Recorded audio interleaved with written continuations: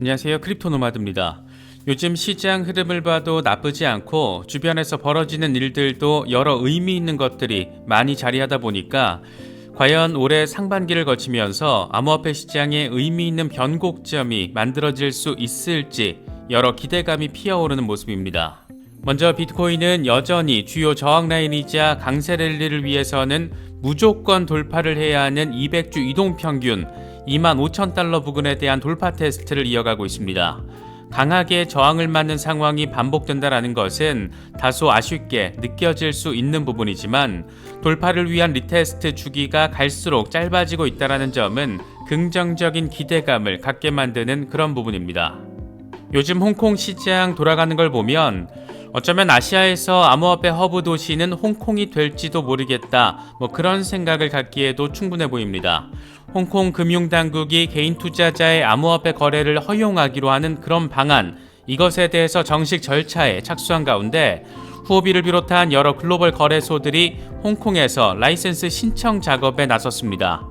미국에서는 기업들 조지느라 정신이 없는데 중국의 일부인 홍콩에서는 기업들 끌어모으느라 정신이 없는 겁니다. 이렇게 요즘 안 그래도 중국과 홍콩에 대한 관심이 커진 상황인데 요 며칠 중국 관련 코인들이 강한 반등세를 펼쳐주면서 설마 하는 기대감, 다시 말해서 중국의 정책 전환이 얼마 남지 않은 것일까 하는 기대감 역시 커지고 있습니다. 이와 관련해서는 블룸버그가 홍콩 정부의 암호화폐 친화적인 정책 그 배후에는 중국 정부가 자리하고 있다, 이렇게 아예 대놓고 못을 박아버렸습니다. 안 그래도 디지털 홍콩 달러를 스테이블 코인으로 만드는 것도 좋은 선택지가 될 수 있을 것이다, 이 같은 중국 정국위 홍콩위원회 멘트까지 나온 상태인데 과연 홍콩을 필두에 내걸고 중국이 언제쯤 비트코인에 대한 정책 전환을 보여주게 될지, 이건 정말이지 초미의 관심사가 되고 있습니다. 과연 리플 소송 결과는 어떻게 될 것이며 억눌려 있는 XRP 시세는 어떻게 될 것인가, 이 부분에 대한 기대감 역시 고조되고 있는 모습입니다. 리플의 법률 고문이자 사이다 발언의 대가인 스튜어트 알드로티가 이번에 아주 재미있는 통계치를 던지면서 리플에 유리하게 소송이 마무리될 것이다, 이렇게 단언해서 주목받고 있습니다. 과거 대법원 판례를 보더라도 SEC가 최종 승리를 한 것보다 패소한 게 훨씬 많기 때문이라는 점을 숫자로 보여줬는데 이게 80% 수준의 패소율을 자랑하는 것이어서 괜히 더 기대감을 갖게 만드는 부분입니다. 역시 SEC는 보통 기관은 아닌 것 같습니다. 이번에 국제결제은행이 보고서를 통해서 지난해 테라 사태와 FTX 사태로 인해서 6,500억 달러 이상의 손실이 발생했다라고 밝혔습니다. FTX 파산으로 인한 손실이 2천억 달러 수준이라고 설명을 했는데 다시금 생각을 해봐도 내 소중한 자산이 이 사기 행각에 활용됐다라고 생각을 하면 기가 차지도 않는 그런 상황입니다. 그 덕에 글로벌하게 셀프 커스터디에 대한 관심도 급증했는데 셀프 커스터디에 관심이 있으신 분들은 저희 채널과 파트너십을 맺고 있는 디센트 월렛을 특별 할인 가격에 구입하실 수 있습니다. 관심 있으신 분들은 오른쪽 상단 카드를 클릭하시면 자세한 내용 확인하실 수 있습니다. 특정 거래소나 코인 등과 관련된 문의는 디센트 고객센터를 통해서 자세한 내용 확인하실 수 있습니다. 그럼 이번 영상 시작하겠습니다. 먼저 비트코인 상황입니다. 흐름 자체는 의미가 있으면서도 바라보고 있자라면 아쉬움을 갖게 만드는 그런 흐름입니다. 여전히 25,000달러, 200주 이동평균 구간에 강력한 저항을 확인하고 있습니다. 그래도 지속적으로 그것도 주기를 짧게 만들어가면서 돌파 테스트를 반복하고 있다는 점에서 괜히 더 기대감을 갖게 만드는 것 같습니다. 공포 탐욕 지수는 하루 전보다 2포인트 오른 60을 기록하면서 탐욕 단계가 이어지고 있습니다. 미국의 긴축 이슈에 대한 불안감이 자리하고 있는 상황에서도 투심은 여전히 살아있다는 점 확인할 수가 있습니다. 비트코인 도미넌스는 큰 변동성은 없고 44%대 초중반에서 횡보하는 상황을 보여주고 있습니다. 현재 비트코인의 흐름과 관련해서 코인텔레그래프의 기고가 라케시 우페드히에는 비트코인이 지난 4일 동안 강력한 오버헤드 저항선인 25,211달러 근처에서 거래되고 있는데 곰세력이 성공적으로 방어했지만 황소들은 포기하지 않고 있는 상황이다, 이렇게 진단을 했습니다. 일반적으로 강력한 오버헤드 저항 근처에서의 통합이 발생하면 위쪽으로 돌파를 하는데 현재 이동평균과 RSI 상황을 보면 황소들이 주도권을 쥐고 있다. 가격이 25,200달러 위로 올라서면 모멘텀을 얻을 수 있고 이후에 31,000달러까지는 큰 저항이 없어서 짧은 시간 안에 도달할 수가 있다. 반면 후퇴할 경우에는 첫 지지라인은 20일 지수이동 평균인 23,218달러, 그 다음 지지라인은 22,800달러가 될 것이고 여기까지 깨질 경우에는 21,480달러까지 후퇴할 수 있다. 이렇게 분석을 했습니다. 지금 비트코인은 말 그대로 25,000달러 분기점에 자리하고 있는 상황입니다. 여기를 뚫어만 주면 일단 3만 달러 부근까지는 열려있기 때문에 의미 있는 랠리 기대해볼 여지가 자리하고 있고 반면 여기서 막힐 경우에는 2만 달러 후퇴를 다시금 각오해야 하는 그런 중대 기로에 자리하고 있다라고 바라볼 수가 있습니다.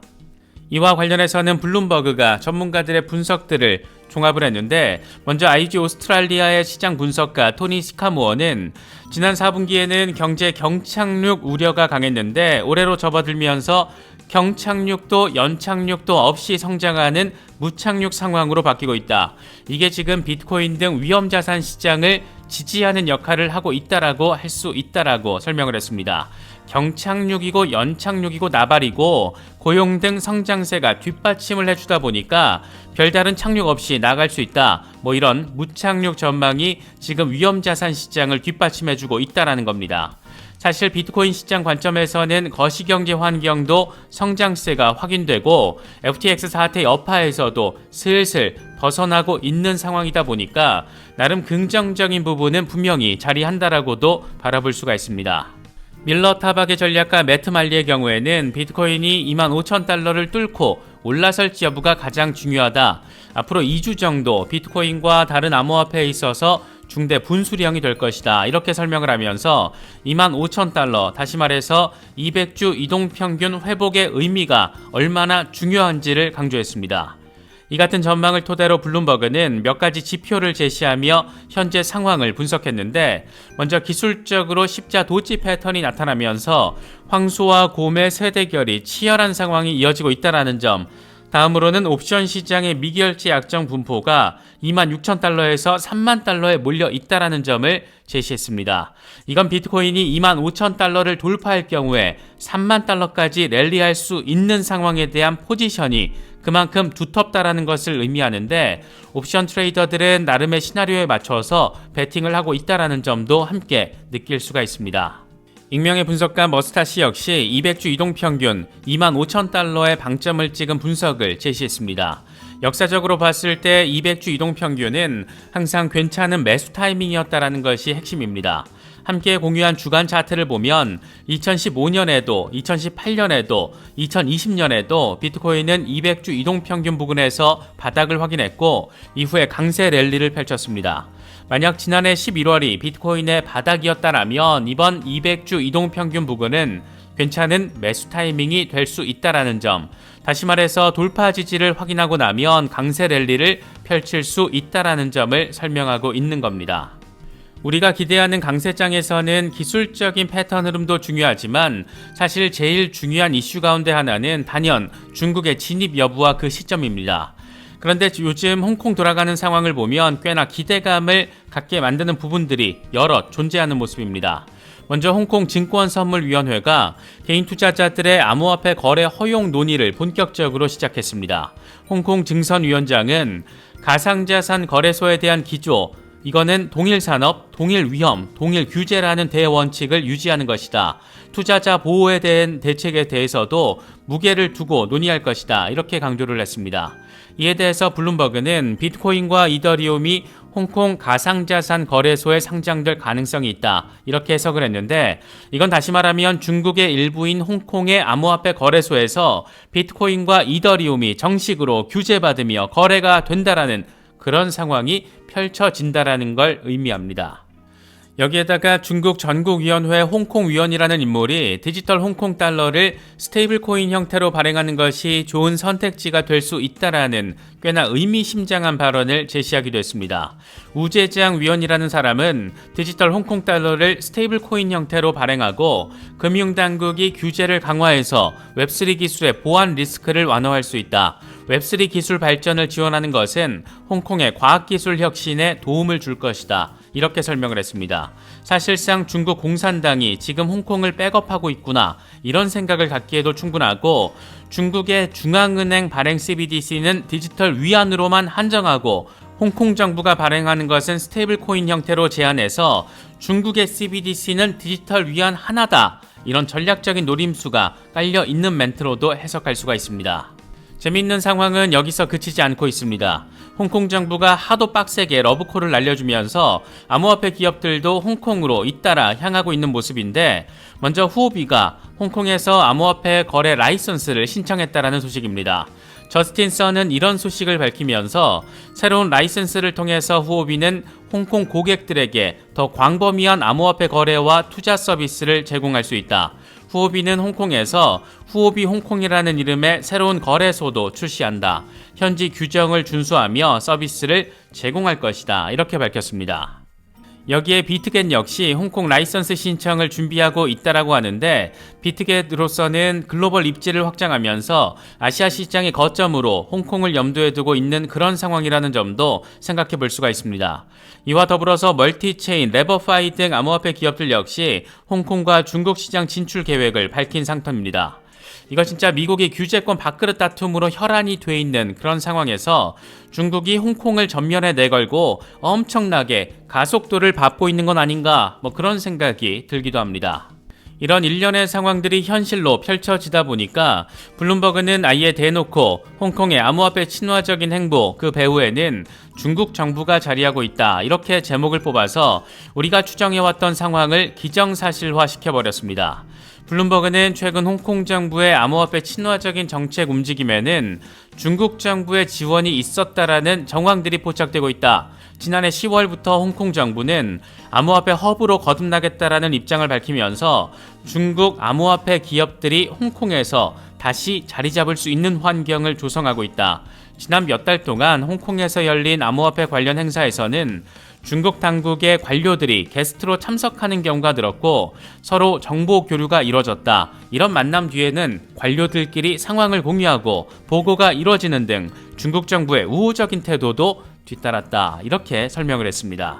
그러면서 홍콩 현지 암호화폐 업계에서는 최근 홍콩 정부의 암호화폐 친화적인 행보에 중국 정부는 지지를 보내고 있고 홍콩을 디지털 자산 관련 시험장으로 활용하고 있다. 이렇게 진단을 했습니다.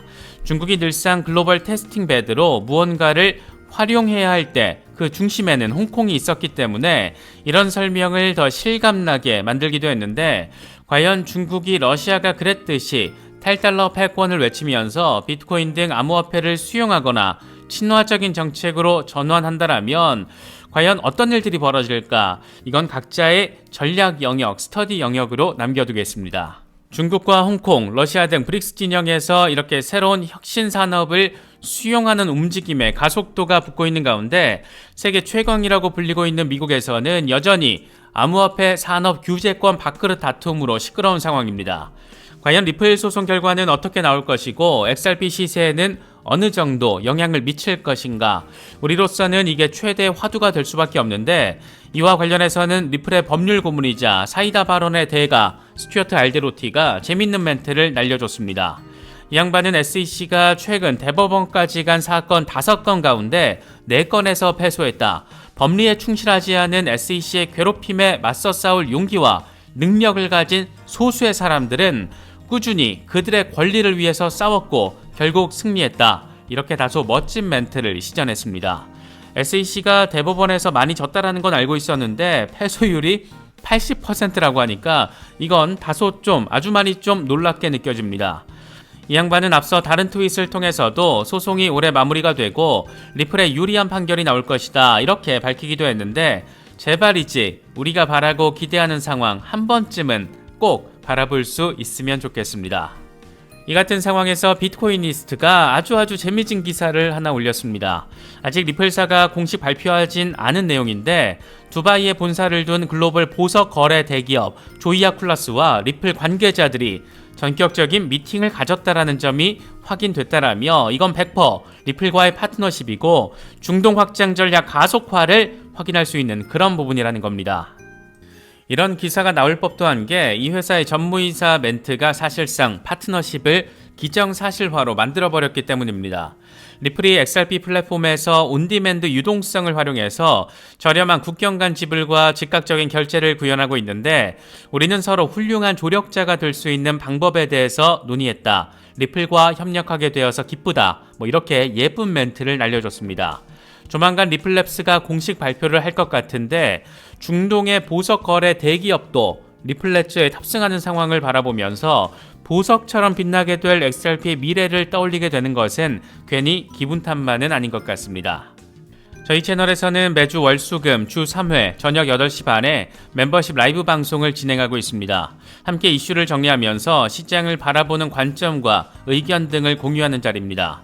멤버십 라이브는 직장인 등급, 그러니까 크립토 노마드 등급 이상 회원이면 누구나 참여하실 수 있습니다. 좀 더 멀리 시장을 바라보고 함께 의지해 나가길 원하시는 분들의 많은 참여 기대하겠습니다. 이번에 준비한 영상은 여기까지입니다. 시청해주셔서 감사합니다. 지금까지 크립토 노마드였습니다.